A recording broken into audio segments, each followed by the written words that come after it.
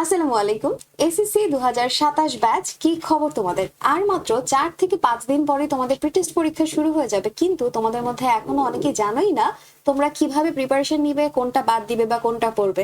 আজকের ভিডিওতে আমি তোমাদেরকে একটা কমপ্লিট গাইডলাইন দিব, আর এইটা যদি তোমরা ফলো করে থাকো তাহলে ইনশাআল্লাহ প্রিটেস্টে তোমরা চমৎকার একটা রেজাল্ট করতে পারবে। তাহলে চলো আজকের ভিডিওটা শুরু করা যাক। আমাদের প্রথম যে স্ট্র্যাটেজি তা হচ্ছে সিলেবাসটাকে অ্যানালাইসিস করে আমাদেরকে ভাগ করতে হবে। এসএসসি 27 ব্যাচ তোমাদের কিন্তু ফুল সিলেবাসের উপর পরীক্ষা হবে, অর্থাৎ তোমাদের কিন্তু শর্ট সিলেবাসের কিছুই নেই।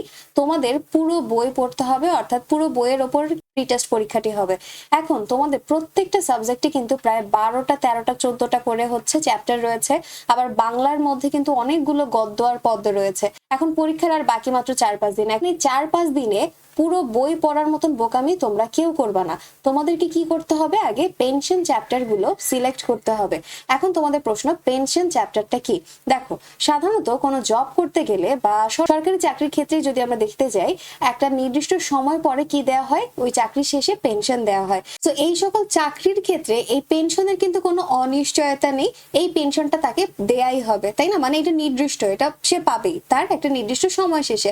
ঠিক সেম ভাবে পেনশন চ্যাপ্টার হচ্ছে সেই সকল চ্যাপ্টার যেখান থেকে তোমার 100% প্রশ্ন আসবেই আসবে। অর্থাৎ তোমার ফিজিক্স, কেমিস্ট্রি, বায়োলজি বা বাংলা যেখান থেকে বলো না কেন, কিছু গল্প বা কিছু অধ্যায় রয়েছে যেখান থেকে 100% কমন প্রশ্ন আসবেই। সো তোমাকে কি করতে হবে, প্রত্যেকটা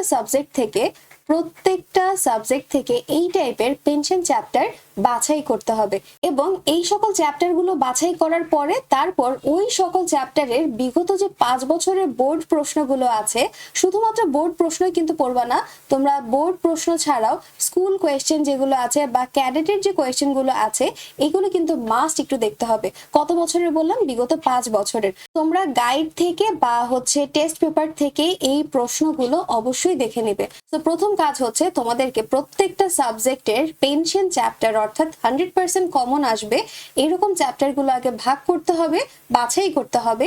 সেই সকল চ্যাপ্টার থেকে বিগত 5 বছরের যে বোর্ড প্রশ্ন বা স্কুল বা ক্যাডেটের যে প্রশ্নগুলো আছে সেইগুলো তোমাকে আগে দেখতে হবে, এবং এই সকল প্রশ্ন থেকেই তুমি ইনশাল্লাহ 80% কমন পাবেই পাবে। এরপরে রয়েছে আমাদের কোর্স রুটিন, অর্থাৎ তোমার এই যে পরীক্ষার আগের সময়টা কিন্তু অনেক বেশি প্রেশিয়াস। তোমাদের এই সময়টা যদি তোমরা হেলাফেলা করে কাটিয়ে দাও তাহলে রেজাল্ট কিন্তু মোটেও ভালো করতে পারবে না। তো সময়টাকে ভালো করে কাজে লাগানোর জন্য তোমাদের দরকার একটা পারফেক্ট রুটিন, এবং এই রুটিন দিয়েই কিন্তু তুমি একটা ভালো রেজাল্টও করতে পারো। সো তুমি তোমার সারা দিনটাকে 3টা ভাগে ভাগ করতে পারো, সকাল, দুপুর এবং রাতের, মানে 3টা স্লটে তুমি ভাগ করে ফেলবে। এখন তুমি সকালের দিকে কয়টা থেকে কয়টা পড়বে সেটা তোমার উপর ডিপেন্ড করছে, আমি আর তোমাকে টাইম বলছি না, কিন্তু তুমি কখন কোন সাবজেক্ট পড়তে পারো সেটা আমি তোমাকে একটু ধারণা দিতে পারি। যদি তুমি মুসলিম হয়ে থাকো তাহলে অবশ্যই ফজরের টাইমে উঠবে, তারপর ফজরের নামাজটা পড়ে ঠান্ডা মাথায় পড়তে বসবে। সকালের দিকে মাথাটা একদম ফ্রেশ থাকে, বডি মাইন্ড সবকিছুই ফ্রেশ থাকে। একটা সুন্দর ঘুম দেওয়ার পরে সকালে ঠান্ডা মাথায় পড়তে বসবে, এবং তখন কি কি পড়বে জানো? যেগুলো তোমার কাছে একটু বেশি কঠিন মনে হয় বা যেগুলো থিওরি টাইপ মুখস্থ করার জিনিসগুলো, সেগুলো সকালের দিকে পড়ে ফেলবে। আর অবশ্যই নামাজ পড়ার চেষ্টা করবে। যারা অন্য ধর্মাবলম্বী আছো, তোমরা তোমাদের ধর্মীয় যে কাজগুলো করতে হয় তা করে দেখো। ধর্মীয় কাজগুলো করলে নিজের মনের মধ্যেও একটা শান্তি লাগে। শুধুমাত্র দুনিয়াবি কাজের পিছনে না ছুটে পরকালের জন্য আমাদেরকে কিন্তু করতে হবে, তাই না? সো অবশ্যই সকালে উঠে নামাজটা পড়ে তারপরে আমরা পড়তে বসবো। এরপরে নাস্তা টাস্তা যা কিছু করার তোমরা তোমাদের মতন রুটিন মতন করবে, এবং সকালের দিকে আমরা অবশ্যই কঠিন বা থিওরি টাইপ যে পড়াগুলো রয়েছে এগুলো শেষ করব। এরপরে চলে আসি দুপুরের দিকে। দুপুরের খাবারের পরে কিন্তু আমাদের অনেক ঘুম ঘুম পায়, তাই না?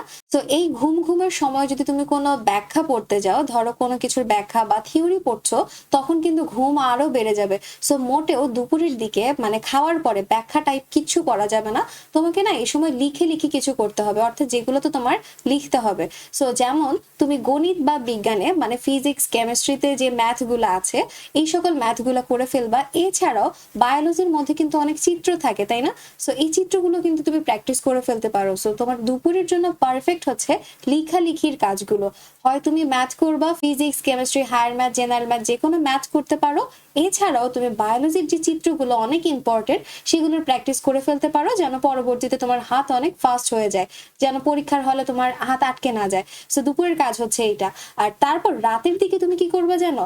ইংলিশ গ্রামার বা যেটা তোমার কাছে প্রয়োজন মনে হয় সেটা পড়তে পারো। এবং যেটা সবচেয়ে বেশি ইম্পর্টেন্ট তা হচ্ছে রিভিশন। এই সারাদিনে তুমি যা কিছু পড়েছো তার একটা রিভিশন রাতের বেলা মাস্ট তুমি দিবেই দিবে। ধরো তুমি সারা দিনে 80% পড়া শেষ করেছো এবং লাস্টের দিকে এই যে তুমি শেষ করলা না, রিভিশন দিলে, সো এর মাধ্যমে তোমার 100% একদম কমপ্লিট হয়ে যাবে। আর যদি তুমি রিভিশনটা না দাও তাহলে পড়াটা কিন্তু 80%ই আটকে থাকলো। সো অবশ্যই তোমাকে কি করতে হবে, রাতের দিকে সারা দিনে যা কিছু পড়েছো তা একটাবার চোখ বুলিয়ে নিবে, একটু রিভিশন দেওয়ার চেষ্টা করবে যে সারাদিনে তুমি কি কি পড়েছো। এরপরও চলে যাই আমরা আমাদের পরের যে স্ট্র্যাটেজি রয়েছে তা, লিখে প্র্যাকটিসের গুরুত্ব। এইটা যে তোমাদের জন্য কতটা ইম্পর্টেন্ট তোমরা আসলে নিজেরাও বুঝো না। সাধারণত অনেক স্টুডেন্ট দেখা যায় যারা কিনা একটাবার চোখের দেখা দেখি তারা নিজেদেরকে হচ্ছে বলে যে না আমরা এবার পারবো, পরীক্ষার হলে গিয়ে লিখবো। এটা হচ্ছে তোমাদের সবচেয়ে বড় একটা ভুল বা বোকামি। এই ভুলটা কিন্তু মোটেই করা যাবে না। তোমরা যখন পড়ছো, ধরো বিশেষ করে কোনো সমীকরণ বা কোনো অঙ্ক, এগুলো তো মোটেই দেখে যাওয়া যাবে না, এগুলো মাস্ট লিখে যেতেই হবে। আবার ধরো বাংলা, সমাজ বা ধর্ম, এখানে কিন্তু তোমাদের লেখাটা অনেক বেশি থাকে, তাই না? তোমাদের মনে হয় 5টা সিকিউ লিখতে হয় এবং সেই সাথে আরো সংক্ষিপ্ত বা যে ব্যাখ্যামূলক প্রশ্ন রয়েছে ওইগুলো লিখতে হয়। সো পরীক্ষার হলে গিয়ে ডিরেক্ট লিখলে তখন হাতটা না এত বেশি স্পিড হয় না, কাজ হয় না। আর তুমি তোমার হাতের লেখার স্পিড যদি না বাড়াও তাহলে মোটেই তুমি ফুল মার্কস অ্যান্সার করতে পারবে না। সো এই জন্য তোমাকে কি করতে হবে, প্রত্যেক দিন মিনিমাম একটা করে সিকিউ করতে হবে। হয় একটা, যদি তুমি পারো তাহলে অবশ্যই 2টি করে সিকিউ অবশ্যই সলভ করবা। এটা শুধুমাত্র আমি কিসের জন্য বললাম, বাংলা বা হচ্ছে বিজিএস বা রিলিজিয়ান, যেগুলো হচ্ছে একদম ব্যাখ্যামূলক লিখে লিখতে হয়, সেইগুলোর জন্য প্রত্যেকদিন একটা বা 2টা করে সিকিউ করবেই করবে। আর যেগুলো ম্যাথ রয়েছে অর্থাৎ ফিজিক্স বা জেনারেল ম্যাথ, হায়ার ম্যাথ, সেই সকল ক্ষেত্রে যেগুলোর মধ্যে সমীকরণ রয়েছে বা ম্যাথ রয়েছে, এগুলো কিন্তু মাস্ট প্র্যাকটিস করে যাবেই যাবে। কোনো ম্যাথ বা কোনো ইকুয়েশন তুমি না লিখে কিন্তু যাবে না। যখন তুমি পড়বে তখন সাথে সাথে চোখে যেমন দেখছো ঠিক সাথে সাথে হাতের মধ্যে খাতা কলম নিয়ে লিখে ফেলবে। এটা হচ্ছে তোমার সবচেয়ে একটা বড় প্লাস পয়েন্ট। এইভাবে যদি তুমি করতে থাকো তাহলে ইনশাল্লাহ পরীক্ষার হলে গিয়ে কিন্তু আটকাবে না। আর যদি শুধু চোখের দেখা দেখে যাও, পরীক্ষার হলে গিয়ে মাথা চুলকাতে থাকবে আর বলবে যে কি করলাম, কিছুই তো মনে পড়ছে না। সো এই ভুলটা কিন্তু ভুলেও করা যাবে না। তাহলে এরপরে চলো আমরা দেখে যাই আমাদের যে মারাত্মক 5টি ভুল করলে প্রি টেস্টে ফেল চলে আসতে পারে। এই 5টা ভুল কিন্তু মোটেই করা যাবে না, এটা একদম মারাত্মক ভুল। সবচেয়ে প্রথম যে ভুল সেটা হচ্ছে পরীক্ষার আগে দিয়ে নতুন চ্যাপ্টার পড়া শুরু করা। দেখো পরীক্ষার আর মাত্র 3-4 দিন বাকি আছে, এই সময়ে এসে নতুন চ্যাপ্টার পড়া শুরু করে এই বোকামিটা আর করবা না। কিন্তু কিছু মানুষ রয়েছে যাদের কাছে পুরো বইটাই নতুন, সকল চ্যাপ্টারই নতুন, তাদের জন্য আমার কিছু বলার নেই, তোমাদের জন্য আমার এই কথাগুলো না। কিন্তু যারা কিনা পড়ে এসেছো বছরের শুরুর থেকে এবং তারা যদি 1-2টা চ্যাপ্টার মিস করে যাও, তোমাদেরকে বলছি ওই যে 1-2টা চ্যাপ্টার মিস করে গিয়েছো, এইটা এখন আর পড়ে মাথার মধ্যে ওভারলোড নেওয়ার কোনো দরকার নেই। যা পড়েছো এবং যে পেনশন চ্যাপ্টার গুলো রয়েছে, এই চ্যাপ্টার গুলো যদি তুমি পড়ে থাকো তাহলে তো তোমার টেনশন নেওয়ার কিছুই নেই। সো পরীক্ষার আগে দিয়ে মোটেই নতুন চ্যাপ্টার পড়বা না। এরপর রয়েছে ঘুম নষ্ট করে পড়া, অর্থাৎ রাত জেগে পড়া। বা দেখো এক একজনের পড়ার যে দক্ষতা তা হচ্ছে এক এক রকম থাকে। কেউ দিনে পড়তে বেশি পছন্দ করে, কেউ রাতে পড়তে পছন্দ করে, সেটা যার যার উপর নির্ভর করে।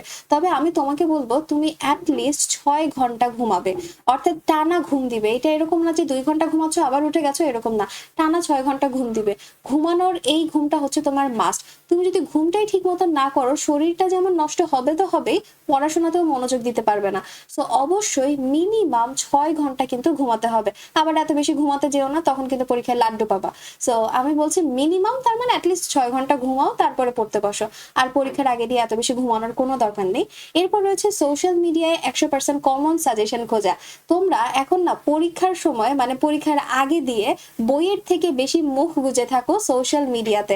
তোমরা সাধারণত এটার মধ্যে ভাবো যে এখানে কমন সাজেশন পেয়ে যাব, আর ওই যে ভাইয়াদের কমন সাজেশন পড়লেই আমরা একদম ফার্স্ট ক্লাস পেয়ে যাব। এটা করবা না। দেখো তুমি সারা বছর ধরে পড়ে এসেছো, তোমার নিজের উপর কি তোমার কোনো কনফিডেন্স নেই? অবশ্যই আছে। তুমি নিজের উপর কনফিডেন্স রাখো, যা পড়েছো তার রিভিশন দাও। সাজেশন লাগবে, তবে সাজেশনের উপর হুড়মুড়িয়ে না পড়ে নিজের যোগ্যতায় ভালো কিছু করার চেষ্টা করো।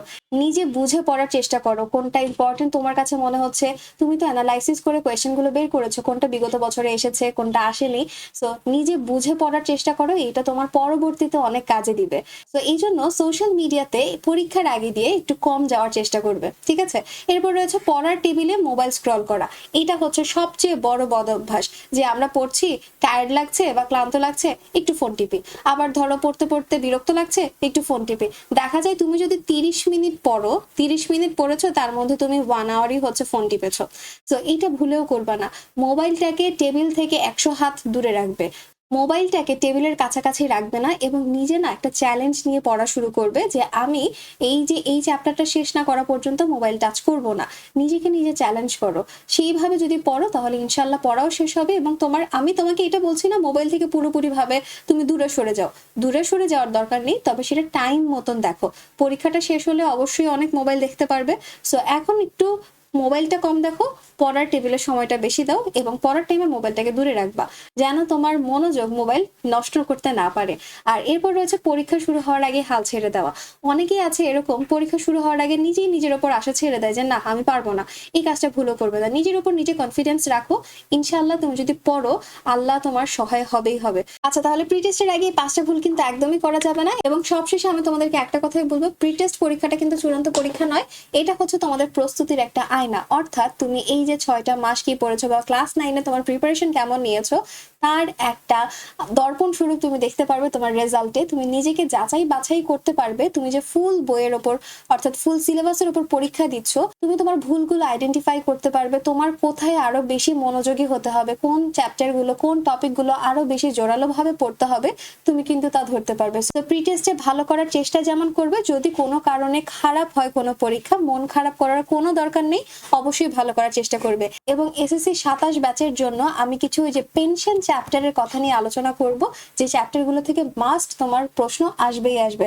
সো আজকের ভিডিও এই পর্যন্তই। ভিডিও যদি ভালো লেগে থাকে তাহলে অবশ্যই বন্ধুদের কাছে শেয়ার করে দিবে, এবং আমার চ্যানেলটিকে কিন্তু সাবস্ক্রাইব করতে ভুলো না। সো আজকে এই পর্যন্তই, আল্লাহ হাফেজ।